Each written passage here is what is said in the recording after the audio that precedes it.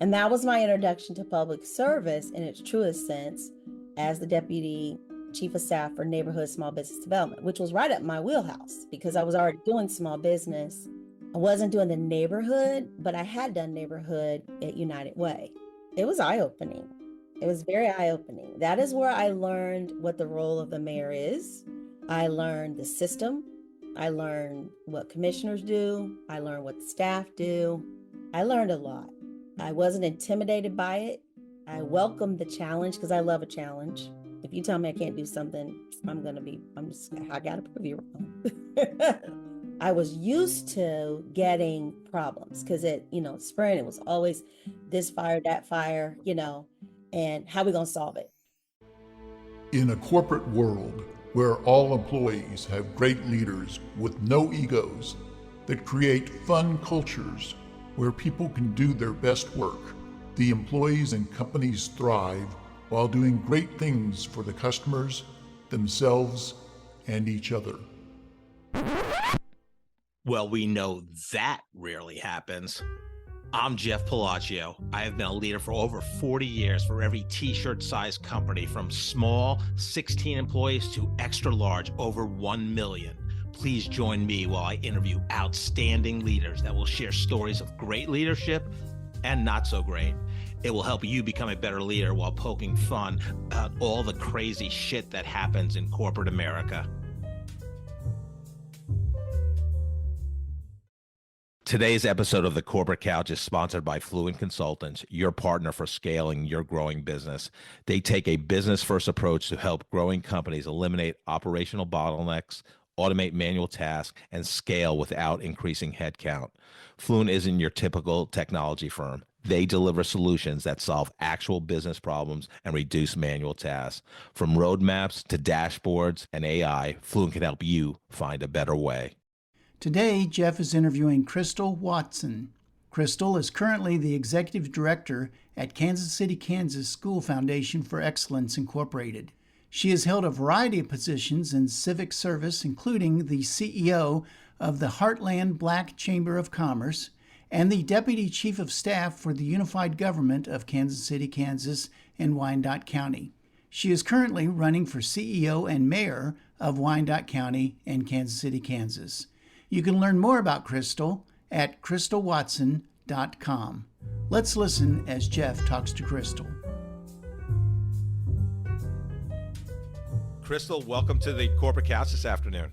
Thank you. I'm so excited to be here with you. Yes, this is great. I usually meet my guests prior, but you and I are doing this for the first time. So, we're just meeting through a great introduction by our mutual friend, Andre Davis, a legend in Kansas City.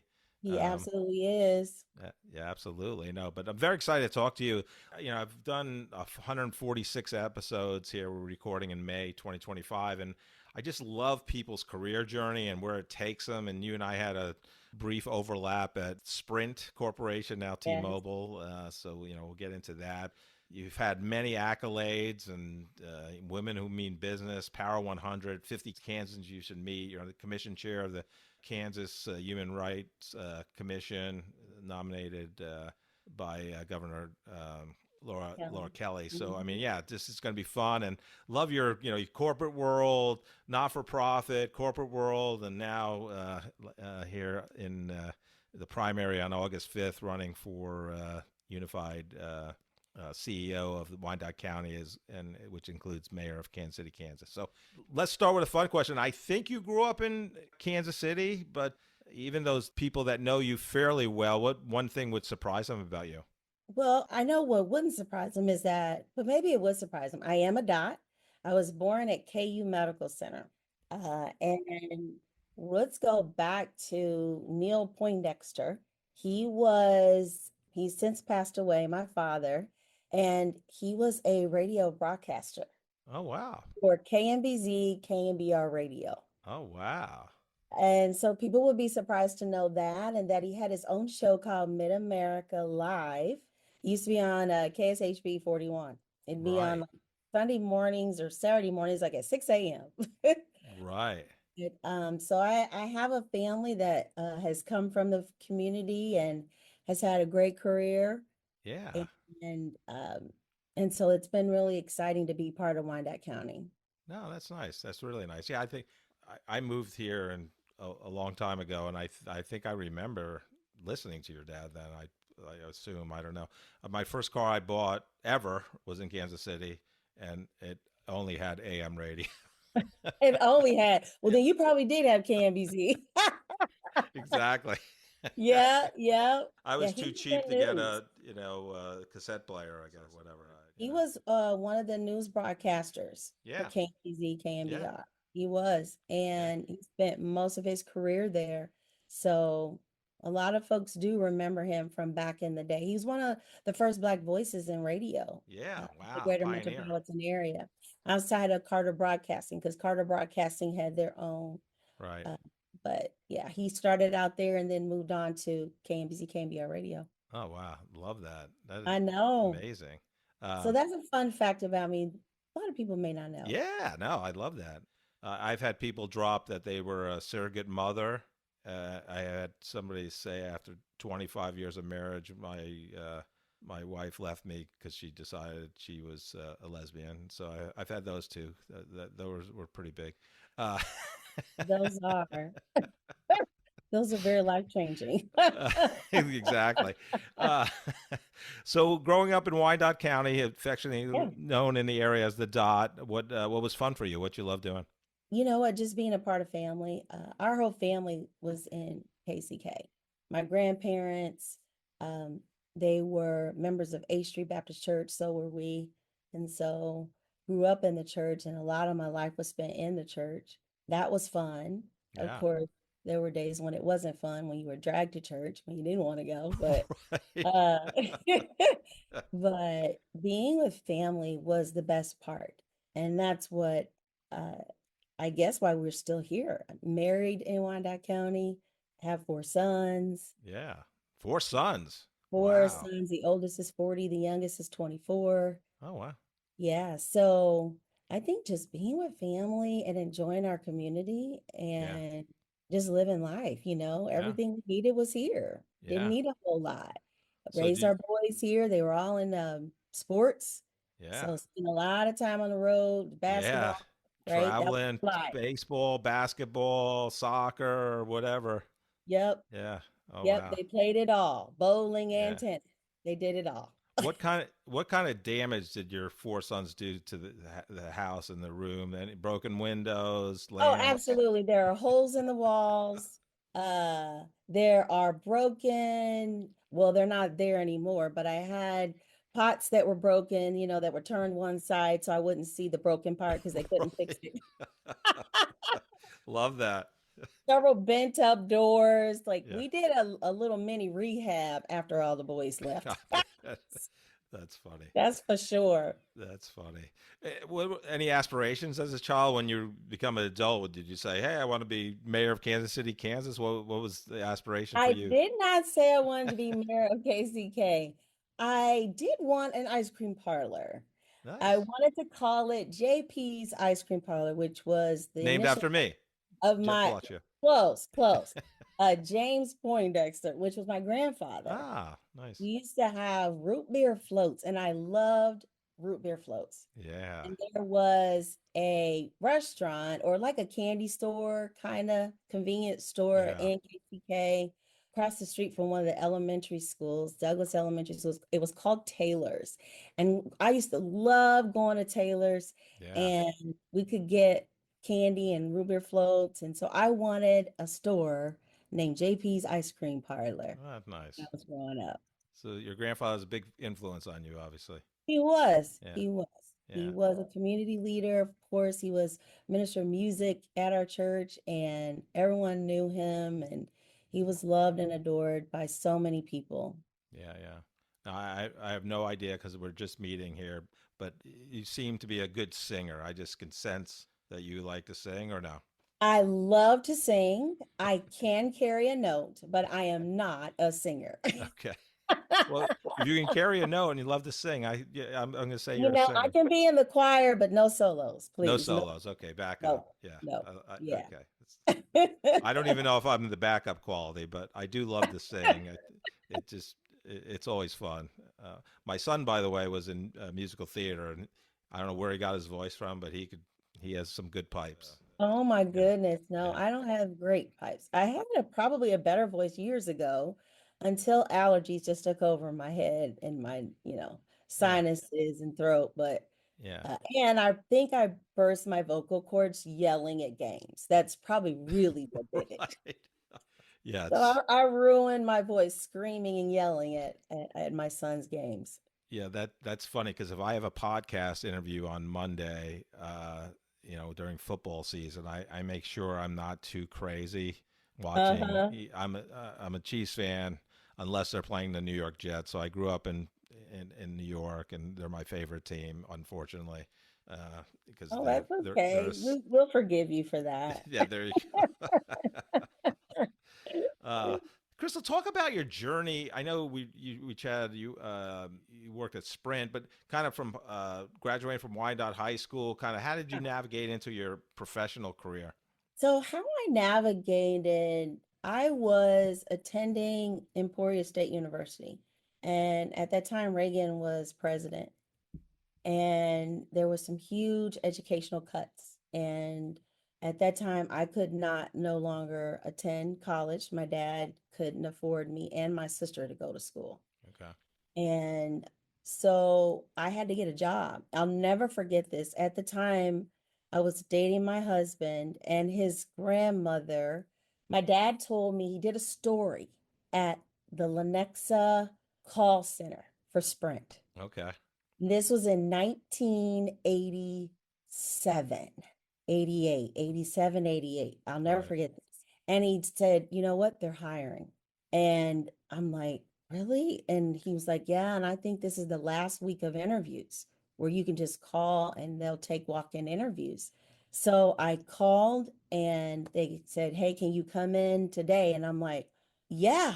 Yeah. And so my husband's grandmother hands me a skirt. I put on a pair of her flats Oh, wow. and we drive out to the interview. She goes, well, let's go. And And at that time, there was nothing out there. nothing was out there. Right. And she said, come on, let's go. You got to get in there. You need to get a job, right? Because I'd come home from school. Yeah.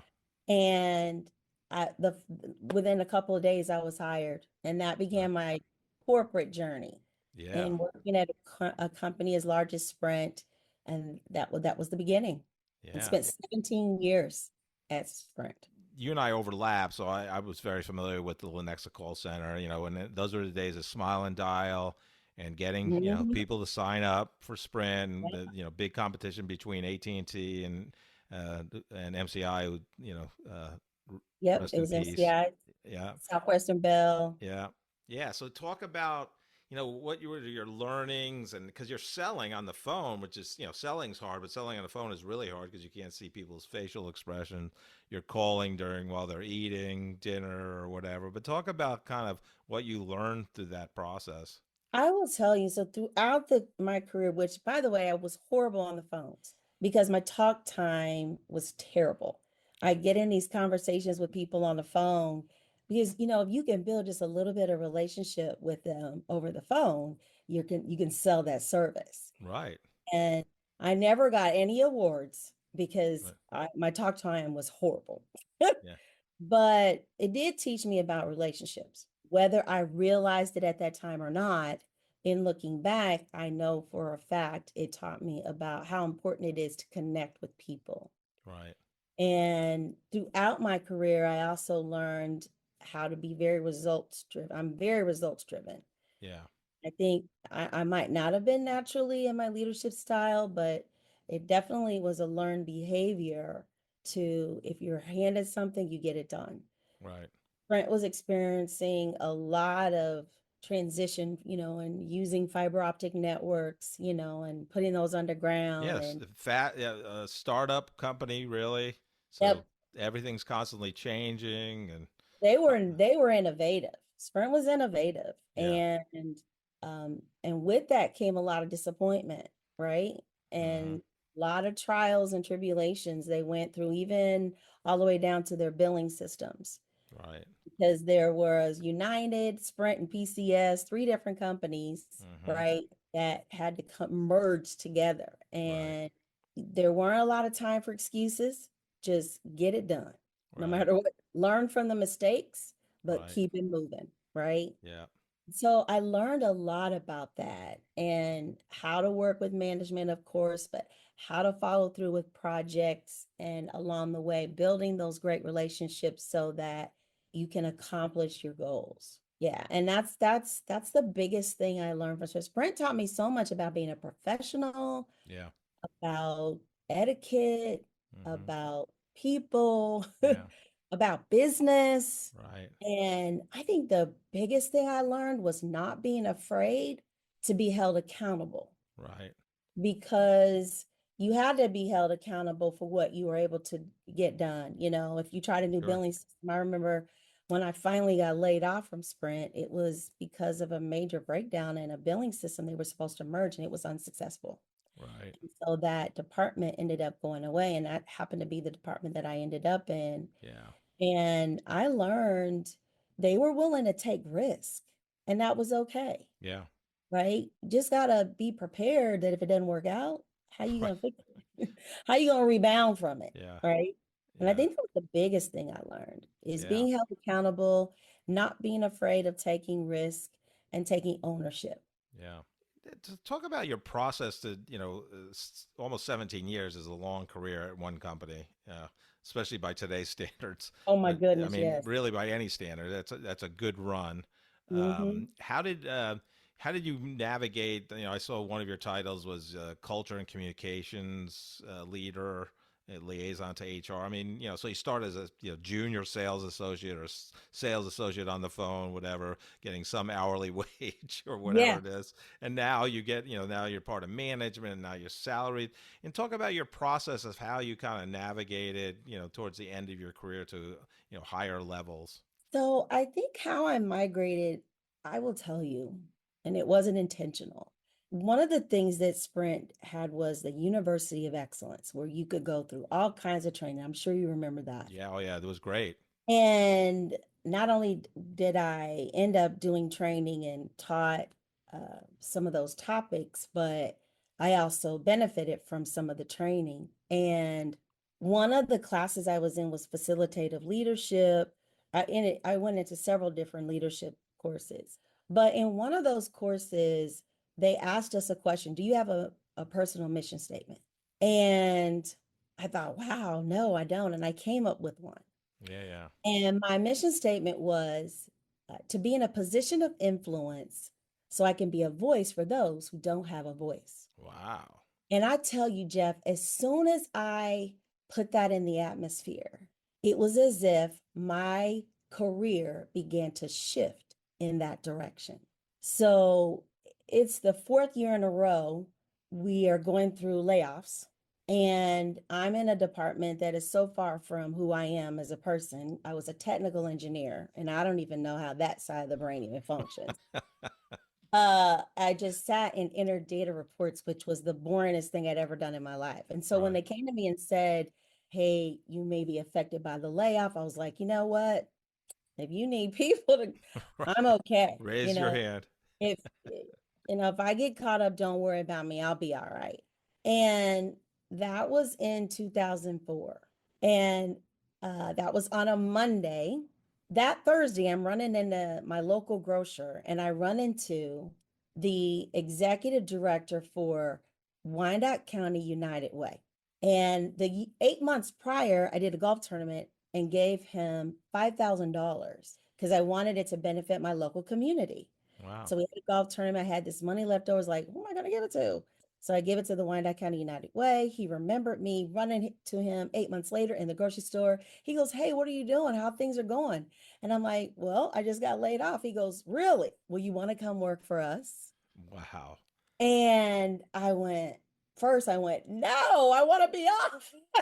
Because I've been 17 years, I got severance, Right. I want to take the next 8 months off, And no, right? yeah, those were the good days of severance Oh too. man, yes, those were the good days where you could still draw unemployment. Yeah. Right. And I said, sure. Well, it took 4 months, but I ended up working at United Way. And that was the beginning of being in nonprofit. Yeah. right? And meeting the needs of people in a community. So I did that job. And then one of the board members for the program I ran said, we'd love to have you. What's your career path? What do you want to do? I shared that with them. And next thing I know, I'm getting offered a job to work at the school district like 2 years later. Wow. Um, and they said, "You want to come work for us?" Same kind of scenario. Yeah, I love it. Yeah, I love. Now, the University of Excellence at Sprint was phenomenal, It and was phenomenal. affectionately called the U of E. Yep, And I took a Stephen Covey 5-day class, Seven Habits of Highly Effective People. I And did too. I think that's where the personal mission statement came out of. Yes, you're Yes, exactly right, Jeff. I couldn't remember which one it was. yes, because I No, it's remember that class, and scary. that had so many learnings from that class and Oh personal my mission. God. On your 80th birthday, all your friends and family are gathered around. What do you want them to say about you? So, begin with the end in mind. Phenomenal class. But that's, It was yeah, because, that you are so right. It was the 7 habits. And man, I tell you, I learned so much from that. It made me yeah, really look into myself and decide what I wanted. And yeah, I thought about that. I was always about getting a job just so I could get paid. But it was in that moment and all those courses I took, yeah, um, not knowing it was preparing me even for now, right? yeah, It was laying the foundation for where I am today and for yeah, what I'm pursuing. So I tell you, I went from corporate to nonprofit and I kind of stayed in that vein. And then I worked at the school district and then I met, I'll never forget this, I met through the Black Chamber. So I get hired to run the Black Chamber. And that was even crazy because I went to a Black Chamber session. A friend invited me, and they were looking for members, of course. But I, at that time, wanted to go into business. And guess right. what I wanted to go into business doing? JP's Ice Cream Parlor. There you go. Love it. And I think I wanted to do a couple of other businesses too. Yeah, And I was so fascinated by the chamber, didn't even really understand what chambers did at that time. But at any rate, made connected with some of the leaders and the board. And they asked me what I consider being the president. And I was like, wow, yeah, didn't know anything about it. But that led me, so I'm doing that part-time and then I'm working full-time, right. right? And by this time, it's 2007. Not only am I working full time and doing the chamber part time, I'm also going back to school Oh, yeah, I saw that. because one of the district administrators said, Crystal, where do you see yourself in the next 5 years? I kind of told them, they said, you know what? Well, you're on the bus. You just need a license to be there. And he was talking about finishing my education. Right. And it was then that I'm driving down the street and I just feel like I get a divine voice that says, go to Donnelly. And I go to Donnelly College and I enroll right there on the spot. Wow. And because I left that meeting with that administrator, his name was Steve Gehring at the time. I love this man. Yeah. And so that just like really began the motion of me really moving, continuing to, go through this.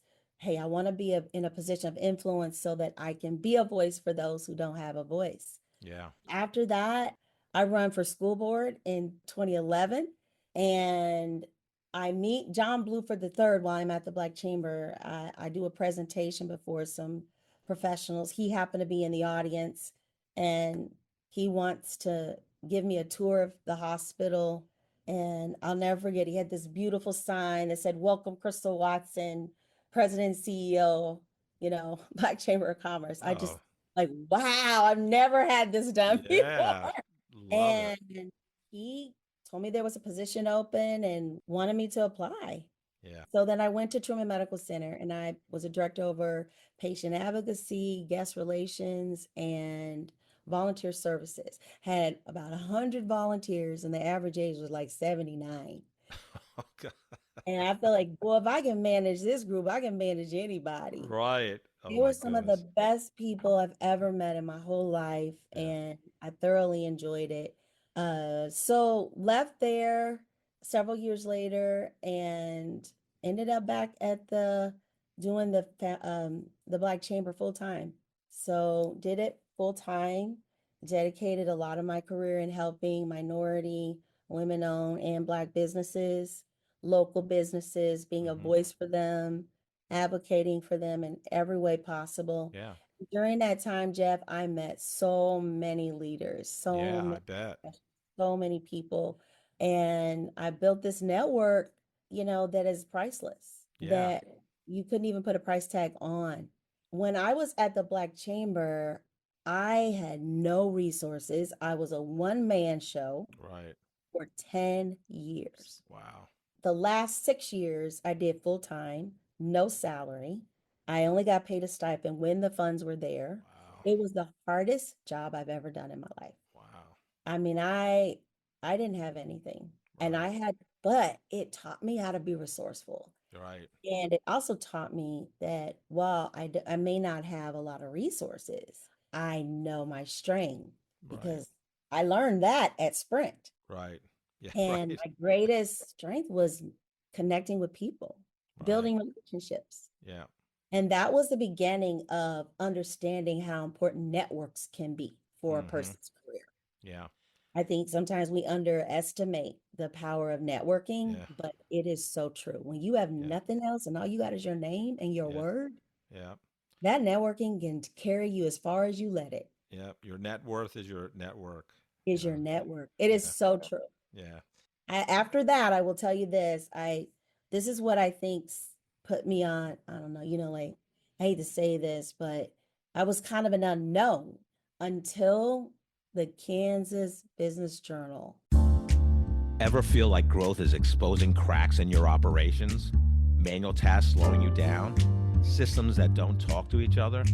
Fluent Consultants helps businesses like yours clear those roadblocks with tailored strategies, customized solutions, and AI-powered automation that accelerates your growth instead of holding it back. Don't just take our word for it. One Fluent client cut their processing time for one task from 12 hours to 30 minutes with no added staff. Find out how Fluent can help your business scale smarter. Learn more at fluent-consultants.com/corporate couch. That's Fluent Consultants,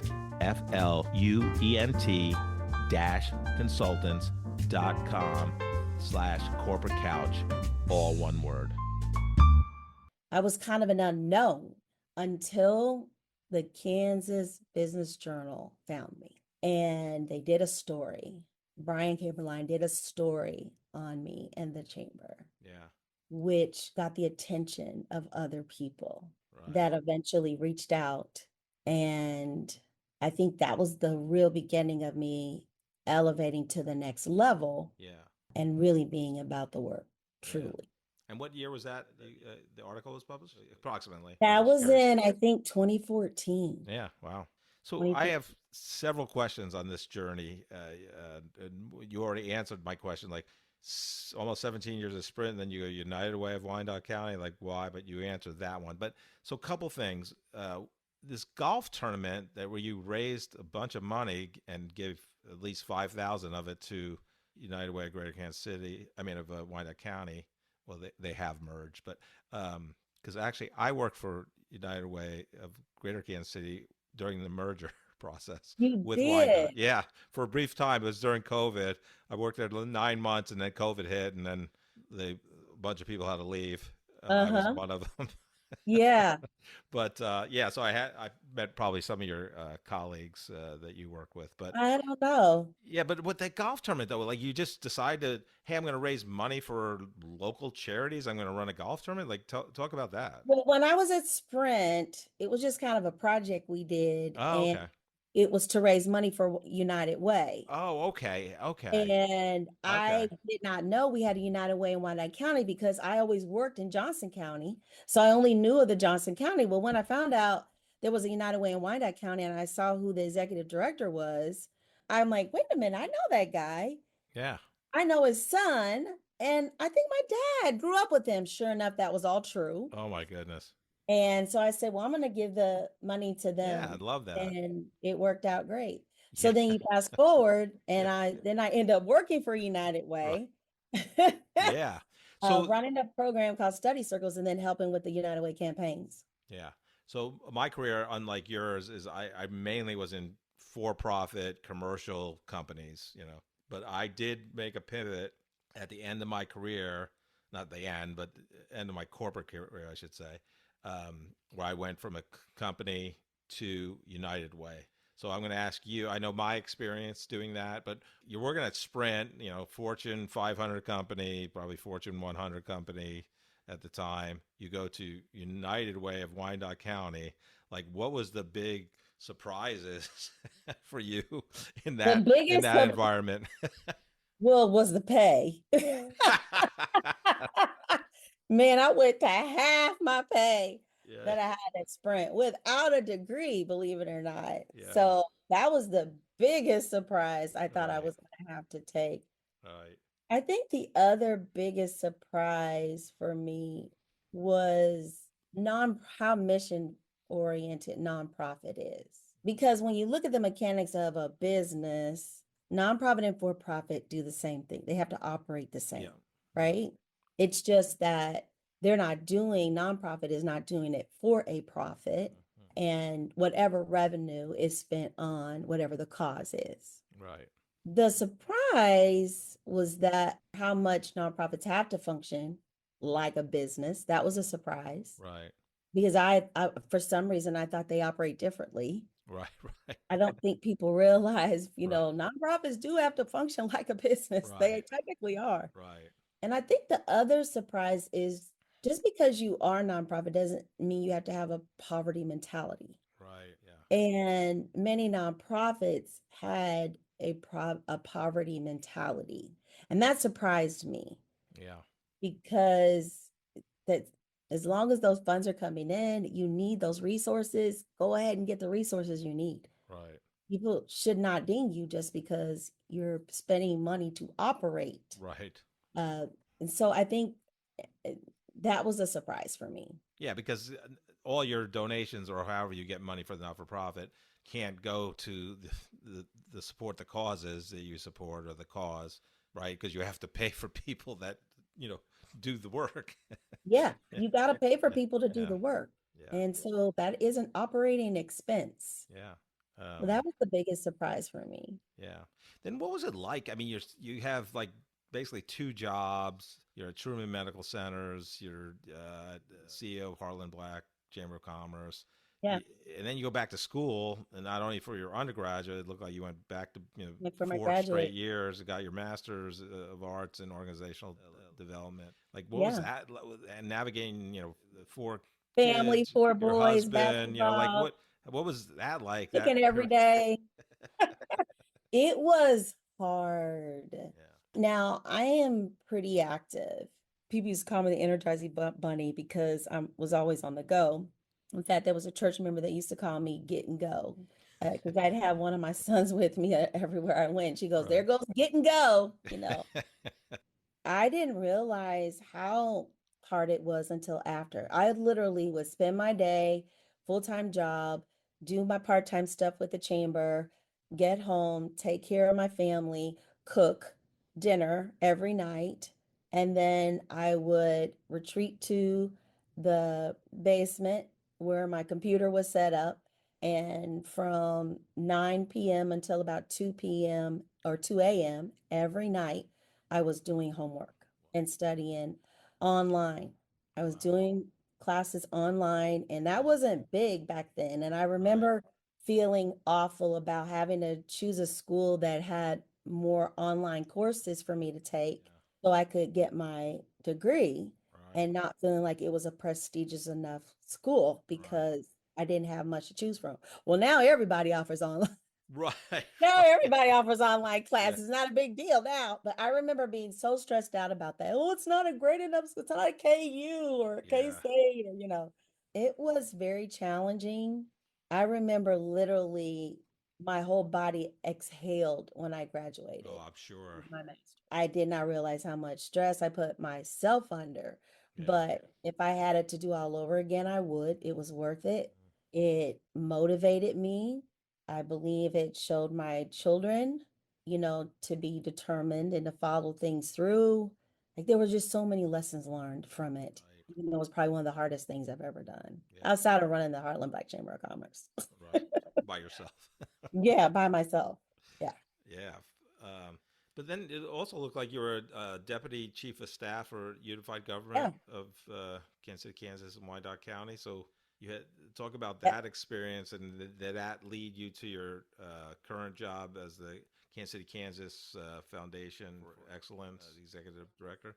Before I left Truman, I was at the school district because they offered me a job to work as the community foundation specialist. And I did it for a couple of years until I met John Buford III and began to Okay. work at Truman. Then left there, went to United Way, and then left there and went to the school district. But I was also in the middle of that still doing the Black Chamber until Mayor Alvey became the mayor for Unified Government Wyandotte County. And I was asked, here was another opportunity where I was asked to join, a part of something, part of an organization. And that was my introduction to public service in its truest sense as the deputy chief of staff for neighborhood small business development, which was right up my wheelhouse because I was already doing small business. I wasn't doing the neighborhood, but I had done neighborhood at United Way. Right. Study circles program. It was eye-opening. It was very eye-opening. That is where I learned what the role of the mayor is. I learned the system. I learned what commissioners do. I learned what the staff do. Yeah. I learned a lot. Yeah. I wasn't intimidated by it. Yeah. I welcomed the challenge because I love a challenge. If you tell me I can't do something, I gotta prove you wrong. Yeah. And I was used to getting problems because Sprint, it was always this fire, that fire, and how we gonna solve it? Yeah. And of course, you get a lot of that in the mayor's office. People Mhm. call in constituent complaints, and we work together as a team to handle those situations. And so I was used to that, and it was a great experience to learn how to work with residents in a different way in more of a political arena. Right. But politics as a whole didn't intimidate me. I didn't see it as a negative. Right.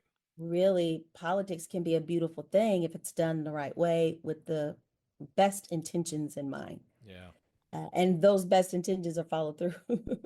Right. Followed through. Yeah. Um, it's what people do with politics that makes it so bad. Right. Yeah. So the taste of politics was a great experience. And I learned also that there are politics in everything. Yeah.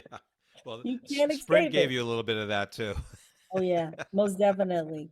But that's where I learned, oh Yeah. man, this is no different than what happened at Sprint or, Right. what happens at the Black Chamber or with Yeah. other businesses or there's no Yeah. different. Politics are not a bad thing. It's, Yeah. they're in everything. So it's just how you handle it that makes it good or bad for people. Yeah. So, Crystal, at one point, you kind of, the chief of staff position was over in 2019, it looked like. At what point after that you decide, well, I know enough now, and this is, when I wrote my personal mission statement, at Sprint back in the day, I'm Yeah. going to run for mayor of Kansas City, Kansas, and be the CEO of the Unified Government of Wyandotte County. So it didn't come right away, but I will tell you that while I was at United Way, I remember going to hear Joe Reardon's first State of the Address. I remember looking at him, and he was very inspirational in his first speech. In fact, all his speeches really were, but that one just really is the one that caught my attention the most because I looked at him like, I could do that. Right. Not realizing it was planting a seed, right? Right. When I left the city, I left because I needed to do more. Right. And your hands are pretty tied in the mayor's office because basically you're temporary. I wanted to just be able to do more. And when the opportunity came for me to go back to the foundation, I did because Right. I was there from 2006 to 2009, Yeah. left and went to Truman. So this opportunity is again for me to come back. While I've been in this role, I was still doing the chamber. I know I stopped doing the chamber, but I started being asked to participate in some leadership programs. The first was Kansas City Tomorrow Leaders with Civic Council, Greater Kansas City. The second was Leadership Kansas, which is managed by the Kansas State Chamber of Commerce. Right. And most recently, I was selected to participate in the Education Policy Leadership Program. Wow. Each one of those were 8 months long each. So basically from 2020 until today, Right.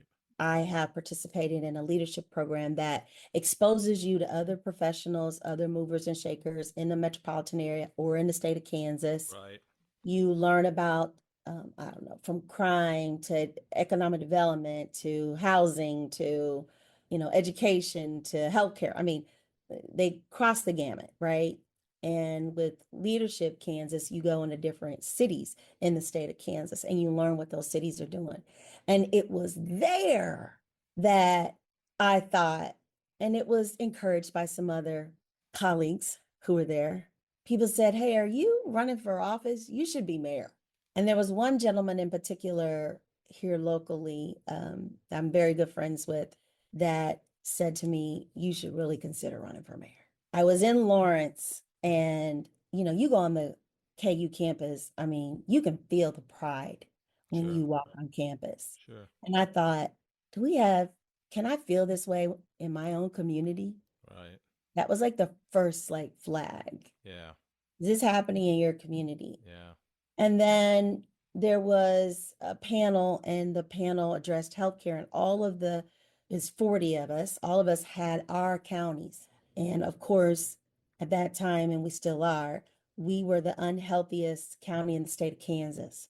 And I just thought, that can't be. And I knew Right. that we had been in that state for the past 10 to 15 years. Yeah. And it outraged me. And I just thought, wow, I've been through all these different leadership programs. I've run a chamber. I've been, in the mayor's office. I've been in education. I've been in healthcare. I'm on the advisory board for the Urban Land Institute for Kansas City. So I'm exposed to development and land use. I've got all this experience. What am I doing with it? And how can I utilize it more within the role I'm in? Right. And I realized in that moment, I can't really utilize all of this in this role. And that's where the wheels began to spin. After that, I just kind of went into prayer about what do I need to be doing? It took me back to my mission. Yeah. And that's when I really knew my career had unfolded before me to be a voice for those who don't have a voice. Because Yeah. Jeff, when I was out there with the Black Chamber or, with the mayor's office, sometimes I'd be in meetings and I would be the only representation for Wyandotte County. And I would think, where are our leaders in Wyandotte County? Right. Why are they not part of this? Or why are they not Yeah. part of that? Right. It all made sense. Yeah. Yeah. So interesting. I mean, just, doing research for our chat today, went through your kind of campaign, kind of platform, but, I love your email tagline. It's, Mayor 2025, reset, renew, rebuild. So talk about your platform. I mean, I think you gave some indication, you want to bring pride back to the dot, but talk about your platform, what you're looking to do. With the reset, renew, rebuild, thank you for asking that question. It's really about resetting our boundaries, resetting how we interact with each other, how we want to look as a community. We have a commission board and a mayoral, the two offices, and I'm sure, people are aware that there can be some division there.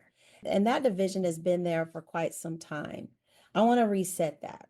No more of that. We need to all be on the same page. We need a leader that's willing to make some compromises and then work with the commission board on how they want to meet the needs of their districts. That's really what the role of the mayor is all about. Right. And then renew our relationships. We have relationships, but some of those are burnt, some of them are strained. It's going to take a village for us to get Wyandotte County to where we want it to be.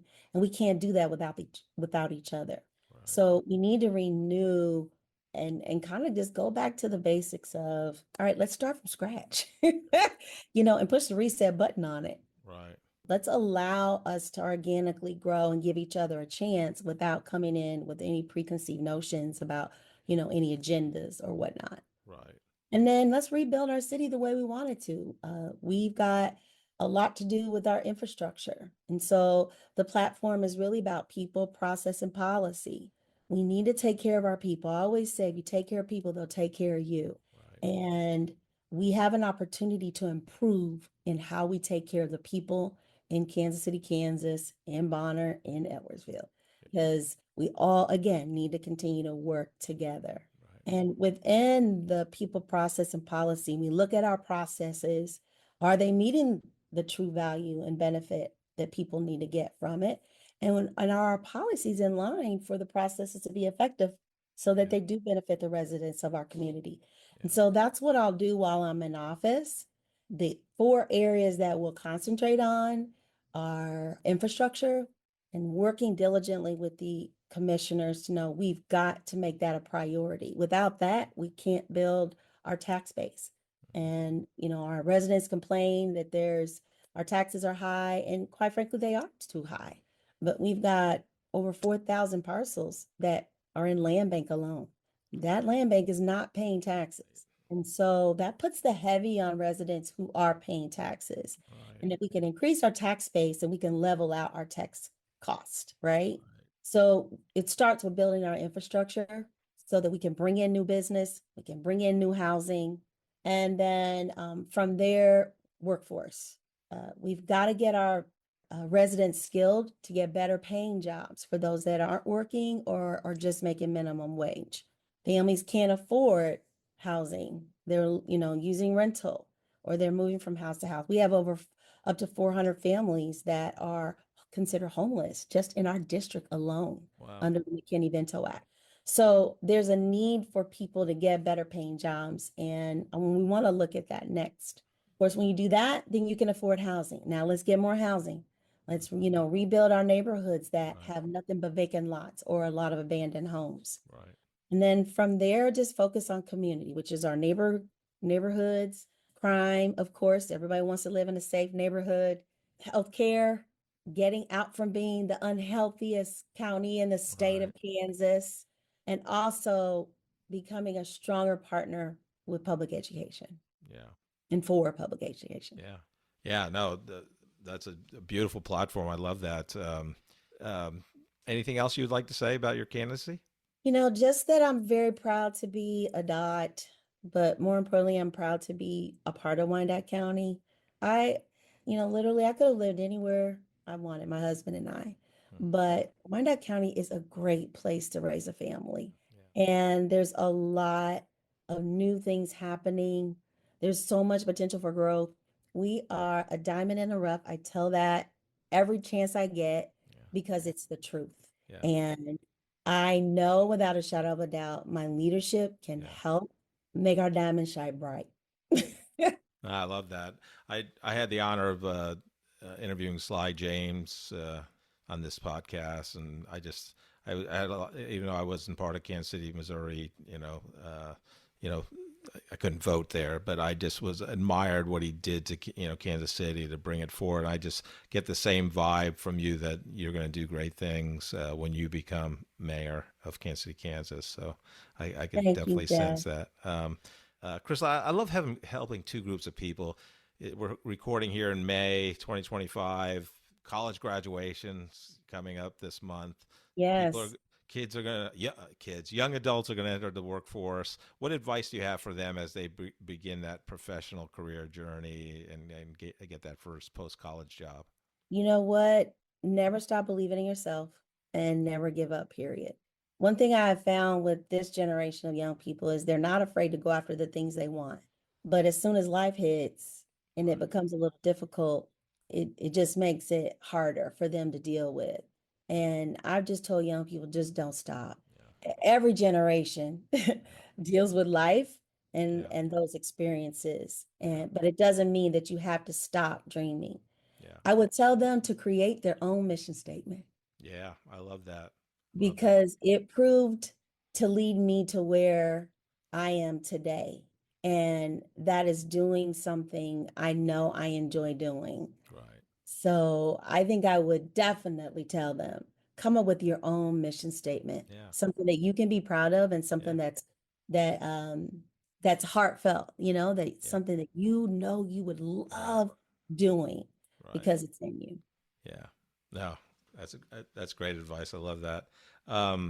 So if you recall that first time in your professional career where you actually had lead a group of people in an org chart, you're responsible for a team of people, and that first leadership journey that you were taking there as people come through the workforce and they want to take that route career-wise to lead a group of people, from an org chart perspective, what advice do you have for them as they begin that leadership journey? To be mindful of people. Don't be afraid to get to know people. Don't be afraid to be vulnerable. I don't advise you being vulnerable all the time, but there is a time and place to be There's a vulnerable. boundary on vulnerability. There's a boundary on vulnerability. you Yeah. you don't want to reveal everything. No, you don't. But I believe that good leaders are vulnerable Yeah, and they know when to be vulnerable. yeah, Listen more than anything as a leader, and don't be afraid to build relationships with people. We live in an age now where everything is on your phone or your computer. right. Send an email or send a text. Yeah, Please pick up the phone and call people. right. Like Or that's walk old over to school. somebody's desk. But walk over to somebody's desk, Yeah, and it don't always have to be a meeting, doesn't always have to be in your office. right. You There you know, go. that's like goodwill, good faith, Yeah, that people appreciate. It's those little small things, the small things that make a yeah, difference. yeah, But really take time to know the people that you lead, understand who they are, understand their communication style, understand their leadership style, and never be afraid to groom them for that next position, whether it's within your organization or someone else's. yeah. As leaders, we should be proud of the folks that report to us and be proud to develop them to be great leaders. Yes. It's not always about getting the job done. It is about, one thing I've learned as a leader is that everybody's got their own baggage. Right. And if they bring it to work, Yeah, you really think you're going to get a whole lot of work done? right. And I've learned that when you take care of your people and you meet some of their personal need and understanding how they need to work and being flexible, you will get so much more out of them. Yeah. So much more. Yeah, I love that take. That's great advice, Crystal. You've been I'm so honored that you came here on the corporate couch today. I think you're going to be a fantastic mayor, and I'm grateful that Andre connected us.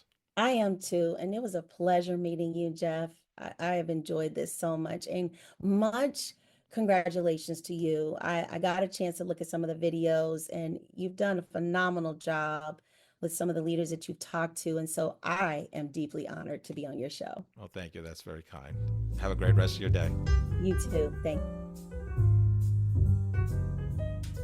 Wow, I just love talking to Crystal. Oh, man.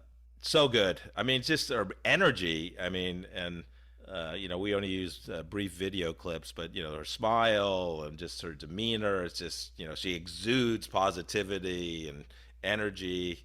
One of the Natural. nicknames. It's all real. Yeah. It's all real.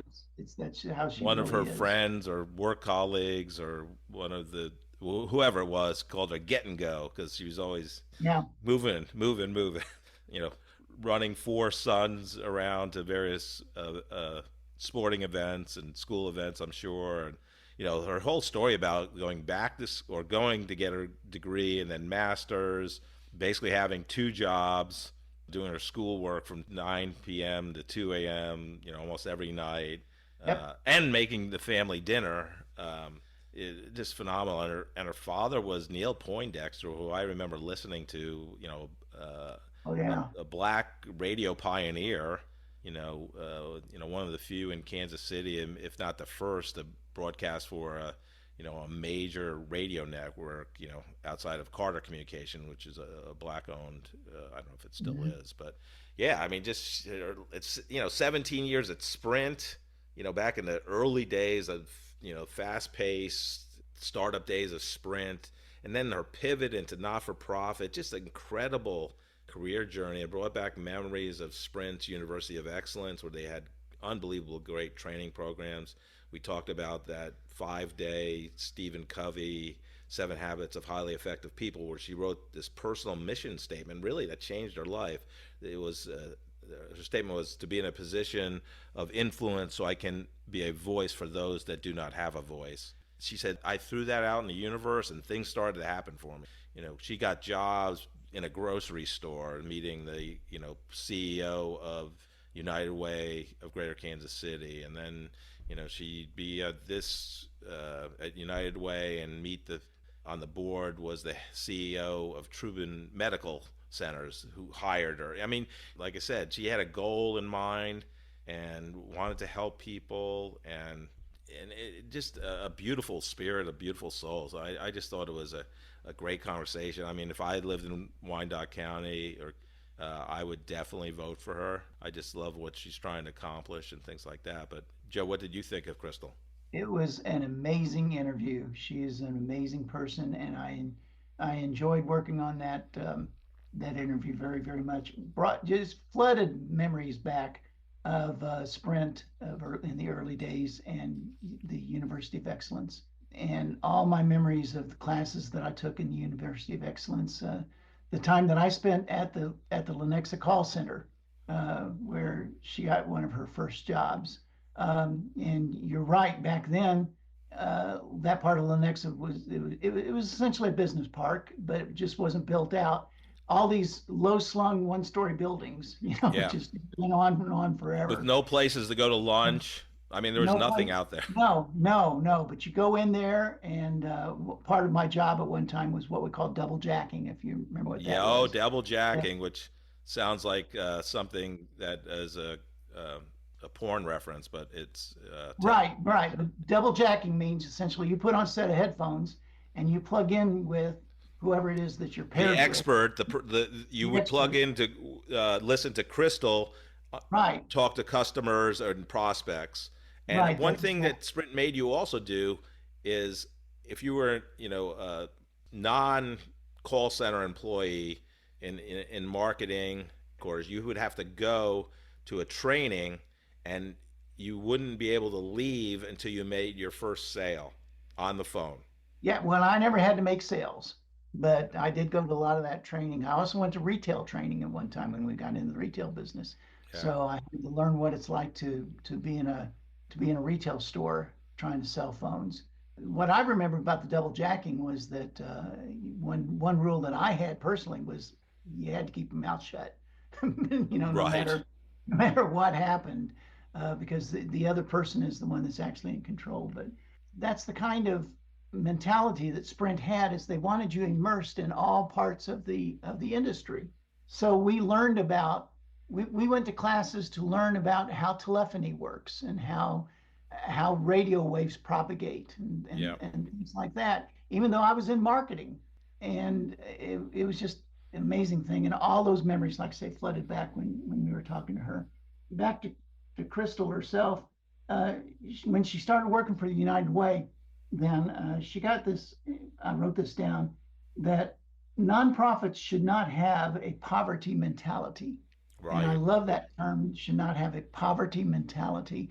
A lot of nonprofits fall into that category, I think, a lot of times, that they think that they have to be poor. As a matter of fact, they take pride in how poor that they are, when in fact they should be running themselves like a business. Right. And they've got a product. They've got to support, the product they've got to sell. So I thought that was great. She's just full of these little one-liners. Where one time she said, after she went to school and after she finished her schooling, she said, "My entire body exhaled." Right. Which I just thought was so poetic and so genuine. And I remember when I finished up my MBA, I was exactly like that. It's just like years and years of writing papers and staying up late and everything. And finally, I can just say, your entire body just exhales. But she said it so poetically. Yes. It was an amazing interview. I just loved it. Joe, you usually have some pearls of wisdom for our great listening audience. What do you have for them today? I got some sad news for you. I had a girlfriend, and I broke up with my girlfriend. My girlfriend's name was Lorraine, and I broke up with her. But it's okay, because now I'm seeing another girl named Claire Lee. And the good news is I can see Claire Lee now. Lorraine is gone. Thank you so much for listening to this episode of The Corporate Couch. If you enjoy the podcast, I would love for you to take 2 minutes out of your day to rate us 5 stars and write a review. Please join me next week to learn from another great leader sharing their professional journey and insights.